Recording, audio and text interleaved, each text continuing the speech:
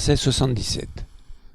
La voie du ciel, c'est-à-dire le ciel, est comme l'ouvrier en arc, qui abaisse ce qui est élevé et élève ce qui est en bas, qui ôte le superflu et supplée à ce qui manque. Le ciel ôte à ceux qui ont du superflu pour aider ceux qui n'ont pas assez. Il n'en est pas ainsi de l'homme. Il ôte à ceux qui n'ont pas assez pour donner à ceux qui ont du superflu. Quel est celui qui est capable de donner son superflu aux hommes de l'Empire? Celui-là seul qui possède le Tao. C'est pourquoi le saint fait le bien et ne s'en prévaut point. Il accomplit de grandes choses et ne s'y attache point. Il ne veut pas laisser voir sa sagesse. Voilà, c'est un verset sur l'équilibre et le déséquilibre.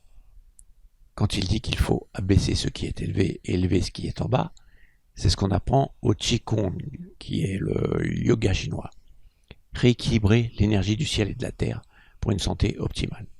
Vous devez toujours, encore et encore, vous préoccuper de l'équilibre dans votre vie. C'est uniquement le déséquilibre qui vous cause des soucis. Le déséquilibre sentimental, le déséquilibre financier, le déséquilibre physique qui entraîne des maladies.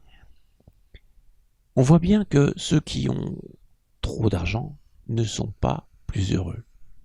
D'ailleurs, il y a eu une étude qui est parue qu'à partir d'un certain seuil, l'argent était le contraire du bonheur. Ça attirait tout un tas de problèmes. La pente du bien, en fait, redescendait. Mais le problème de l'homme, comme Lao Tzu le dit, est que l'homme est l'artisan du déséquilibre. Il n'aime pas quand tout le monde est sur un pied d'égalité.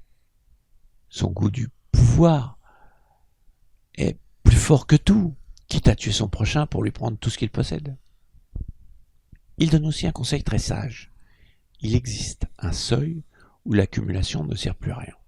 Il est donc temps de redistribuer le superflu. Quand on a trop, c'est le seul moyen de rétablir un équilibre. Vérifiez si dans votre vie, il n'y a pas un domaine où c'est trop, ou le contraire, ou pas assez. Mais attention, votre trop peut être mal évalué. Je connais par exemple qui ne se sentent pas bien sans 10 000 euros de côté.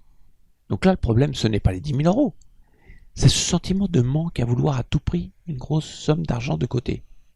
Alors, vous qui me regardez, qui m'écoutez, vous considérez ça peut-être comme normal, alors que ceux qui ont faim, et que ce n'est pas spécialement de leur faute cette faim, car ils sont nés dans un pays très pauvre, vous considèrent comme inhumain de ne pas les aider. Un monde où il y a un excédent de richesse et un excédent de pauvreté ne peut pas fonctionner. Il n'y a pas d'équilibre. Les Occidentaux ne sont pas objectifs sur leur richesse, surtout que l'accumulation ne sert à rien si demain est votre dernier jour. Il y a eu des milliers de personnes qui ont accumulé de peur du lendemain. Et puis pourtant, c'était leur dernier jour. Il vaut mieux utiliser votre patrimoine pour aider les autres.